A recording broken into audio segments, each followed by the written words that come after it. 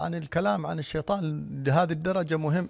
يمكن كثير بعد ما يسمع حيتكلموا عن الشيطان. يا أخي أنا وش علي أنا أتكلم؟ معروف الشيطان عدو وانتهينا. أيوة الشيطان الله يلعنه، الشيطان الله ياخذه، أيوة والله ما بهدلنا هذا الشيطان. الكلام العامي هذا البسيط.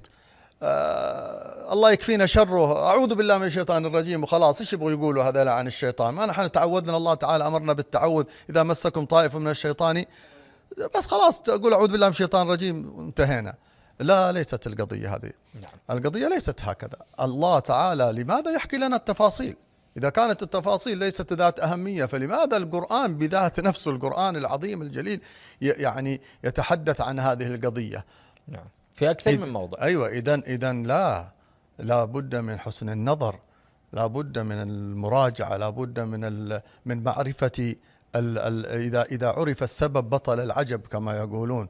فأنت لما تعرف وسائله وأساليبه تقف وتعرف إلى أي حد هو يستطيع أن يتوصل منك بالإضرار بك. نعم. النبي عليه الصلاة والسلام في مواقف قال عليه الصلاة والسلام للشيطان لأتفرغن لك، سوي اللي تبغاه. لما صرخ في يوم العقبة، نعم، سوي اللي تبغاه.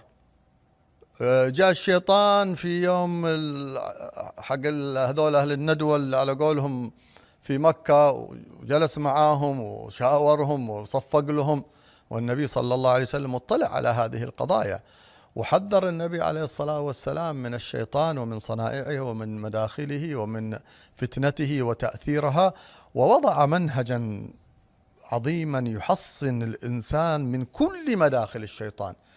والشيطان لا بد أن نعرف أن له مشاريع عالمية، صحيح، مشاريع عالمية كبرى، ونعرف أن الشيطان صاحب الخبرة الطويلة جدا، يعني هو أطول يعني الخلق عمرا بالنسبة للإنس والجن، وأطول واحد عمر، فهو صاحب تجارب كبيرة جدا. نعم. ويعمل على خطط طويلة المدى، وهذه أشياء كلها سنتكلم عنها. نعم. فأرجو أن الذي يعني سيسمع معنا الأخبار يعلم أننا أول نحن سننطلق من وسط كتاب الله سبحانه وتعالى، وأن بيان وتصور كل وسائل الشيطان لذلك تأثير عظيم جدا للإنسان في فهم حياته.